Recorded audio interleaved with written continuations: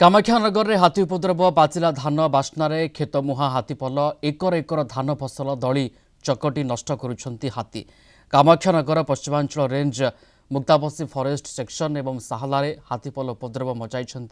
दिन बेला हाथीपल गाँ जंगल को चली जाउछंती। संध्या होला मात्रे गाँ मुहा हुई उपद्रव करुछंती। एबे धान फसल अमल सम होइथवा जोगु पाचिला धान बास्नार हाथीपल धान खेत मुहा होउछंती। खेतरे पसी एकर एकर धान फसल दली चकटी नष्ट करुछंती।